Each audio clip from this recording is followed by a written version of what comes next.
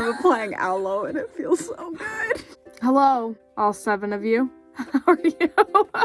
I mean, 2 of you are us, but... The rest of you, the 5. So, we decided that we were going to be the most basic today, and we're going to do the girlfriend tag. We're not doing the traditional girlfriend tag, but kinda we are. We kind of split it up into segments. So we're doing like a mix of 3 different kinds of girlfriend tags. Our first question is, how, when, and where did we meet? Well, if you're my parents. It was my senior year of high school, her freshman year, and she never saw a fight, which is an oxymoron for my high school. And then afterwards she left and went to the high school she ended up at. And then we reconnected at a carnival, and it was just like, oh, you. If you're everybody else, we met on Tinder. First impression of each other. Like on Tinder or like off of Tinder? Let's do both. Well, when I saw her profile for the first time, I was like, this is the girl that I liked 2 years ago. Because kind of social media stalked her because I was friends with one of her old bandmates. And I was just like, no fucking way. And so then I was like, swipe right. And then my first impression of you is I just thought you were way too cool to date me. So why did you swipe right? You gotta take your chance on that app. Hey, look, right. If you swipe right and they don't ever swipe back on you, no one needs to know. You didn't lose anything. You didn't lose anything. You might as well shoot my shot. Reel in the bait.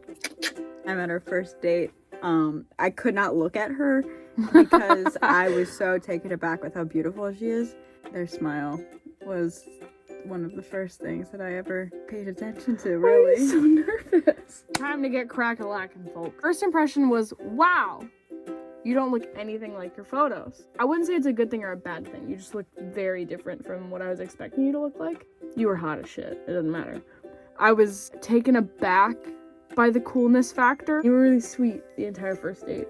It like made me feel comfortable. And I'm a naturally nervous person, so to actually have you be there and like making sure that I wasn't freaking out the entire time was super nice. Probably helped that I drank a kid's coffee and was looking at Michael's coupons as the very first thing that she saw when she walked in. She was like, wow, she's cool. And what? Our first date story. Ari planned the entire thing. I didn't have to do any of the work. I was kicked back and relaxed and chilling. That's not cool. They decided to have us meet at a Starbucks, which was sick, and I needed coffee in order to wake up that early. So they had gotten there an hour before. I was not aware of that until after. They had been talking about wanting to go to where we ended up going, to Pumpkin Patch, for a while on Twitter. Cannot say whether or not they were purposely subtweeting the fact that they wanted to go to this place, but I picked up on them. And in my minimal, very small dating experience is that if you're planning a date, you want to make the other person feel comfortable on the destination that you're making them go to. And I knew Starbucks was one of their most comfortable spaces to be. And so I picked one which ended up being their Starbucks, which I didn't know. I thought you said that was the one you went to all the time. It was the one I went to when I went to my friend's house. Well, like, you knew it. I knew the Starbucks, yeah. It ended up being a Starbucks that they, like, knew, too. So it was both a place they were comfortable, but they also knew where they were at. Yeah. What ended up going was a pumpkin patch. Pumpkin graveyard. It was an experience. I am a planner. And when things that I plan don't go the way that I expect them to, I get really anxious. The pumpkins were all dead in this pumpkin patch, and I felt really bad. It literally did not matter where we went. I wouldn't have cared as long as I was with them. I just want to get to know you. It's not a big deal where we go. So that's where the date ended for me, was the pumpkin patch. Like, I didn't plan anything else. The plan was, like, say sayonara and just, like, get out of there. I'm not a person that, on a first date, tends to stay a long time with an individual because I need time to process what I go through. But for some reason, I did not want to leave her. So we went to lunch. Picking lunch was an adventure. We basically had this like debate, and Ari didn't really know about any of the places that were around, and I kind of knew the area because I played music there. So I knew a couple of restaurants, so I kind of gave a couple of options. Gave a little bit of a background on each one, what kind of food they had. Ari picked a place that I had played quite often at. I wasn't exactly sure why, but I don't know, they just decided that one was the one that they wanted to go to. So we ended up going, and as soon as we got there, a bunch of people that I had played music with were there and like setting up a local open mic that I used to always go to when I was younger, and they all just like bum rushed us. And it was really overwhelming for me, but also it was mostly just because I didn't want you to feel uncomfortable, and I was kind of freaking out on the fact that, like, I don't know, I was worried it would look like braggy or just like bad. But I picked the Music Cafe because when Tabi was giving me this short little summary of what both of the places were, when she talked about Music Cafe, she said, it's a place that I've played at and they have blah, blah, blah food. Whereas the other one that I don't even remember what it's called is, it's a place that I've been to and they have such and such food. And that small little giveaway, I was like, yeah, I'd rather go to a place that has a little bit more meaning to her than a place that just has food that I might like. So I'm so glad that I chose that, because although she was freaking out, I didn't think it was braggy at all. I thought it was cool to see what an impact she had on the community, and how much the community really enjoyed the sound that they brought. who said I love you first? Oh, it was me. Favorite thing about the other person, you do everything in your power to make sure that other people are comfortable, and that makes me really happy to see and to experience too. And then my other favorite thing about you is just like how passionate you are. You're never like tiptoeing into anything. You're deep diving into it, and you know everything you can about it, and you spend your time making sure that you're learning everything you can about it, and I think that's super cool. I like how patient you are How patient I am. with me. I am hard-headed. And I have a lot of problems. You make me confront them, and then you're patient when I struggle, and I don't feel like I have to rush to figure them out. I just need to figure them out, and you're gonna be there. That's why I do. My second favorite thing about you is your creativity and your ability to capture emotion, like through your music, but also through the videos that you do and through the things that you talk about. I just always feel like I'm there. I'm either with you or like I'm inside your head. Really cool to see, because not a lot of people can do that. What's our song? Oh my gosh, Poetry by Rabel. Look it up. It's a good song. What is our favorite trip that we've taken? Well, it was this past one. It's a really good trip until... Go watch it. My favorite trip that we've ever taken is the High Rock trip. We went to a place that was in their college town that was super, super cool. And I've always wanted to go there, and I didn't even realize that it was... I'm so sorry, I fucked up your hair. It's okay. And it was just really cool to get to experience it with you. And I loved that trip, too. That was just a fun car ride. My favorite was also going back to my college town, but we went to Cummingham State Falls, which was like my spot. When I was freaking out, when I had panic attacks, when I felt alone, I would go to Cunningham. I like never got a chance to share it with anybody special to me while in college, so it was cool to finally be able to bring them with me. That's also when they got to meet my best friend.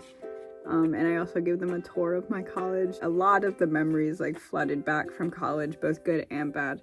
And Tabi really got to see me relive it all. And within that like short span of reliving it, she like comforted me on the low parts of it, excited with me for the high parts of it, and it reaffirmed the fact that I like was with someone who actually really cared about me. Alright, guys, gals, and non-binary pals, we are going to do a challenge? Basically, I have 5 questions for Ari, and Ari has 5 questions for me, and they're difficult, and we're gonna try to see if we can get them right. What's the thing I struggle most with most? Feeling good enough? Yeah. I did not go as deep with these questions. Ariana Aragon. Spell my last name first try. Oh, fuck. T E R U S Yeah? I A K. I am so proud of you. How many kids do I want? How many kids? 3? What am I allergic to? All of them. Everything. No. Oh, that's not fair. All of them. Mosquito bites. She's Yeah. like really allergic to them. Pineapple. Mm-hmm. Milk. Mm-hmm. Just a lactose intolerance. Mm-hmm. Fuck. Cats. Yeah. You got all of them. Good job. Who do I look up to most? Ooh, Jesus. Jesus is a big guy, yeah. It's not Jesus. Your grandpa. Yeah.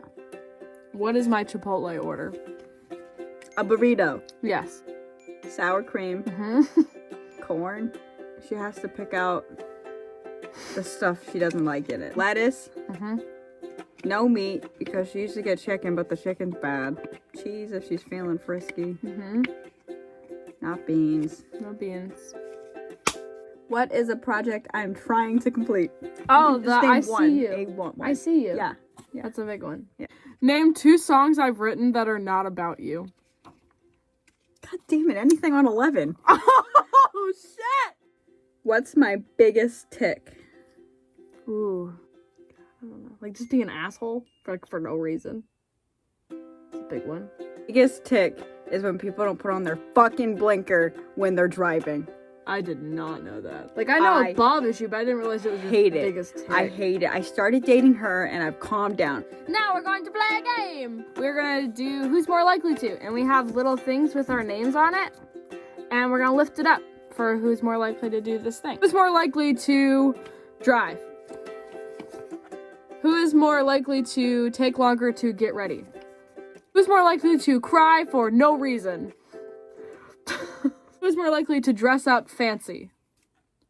There's no arguments here, we just agree. Not yet. Who's more likely to lose something? Be spontaneously romantic. Remember an important date?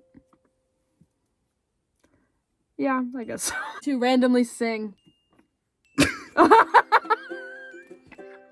Not well, but I will do it. Who is more likely to tell a corny joke? We're in agreement. Actually, I will tell the corny joke. She will read it off of a popsicle stick. I feel offended. One piece of relationship advice. Last question. Don't be afraid to love somebody new. Because you've been hurt. Opening yourself up to a new experience is one of the most enlightening things that a human can do. And just because you've been hurt in the past, you don't always need to carry that baggage into a new thing. Sometimes it's going to be the best thing ever to happen to you. And you wouldn't have ever known if you didn't open yourself up to it. And then mine is to stop comparing. Stop comparing yourself to your past self. Stop comparing your current relationship to your past relationships. Stop comparing your relationship to any other relationship that you've seen on TV or with your friends.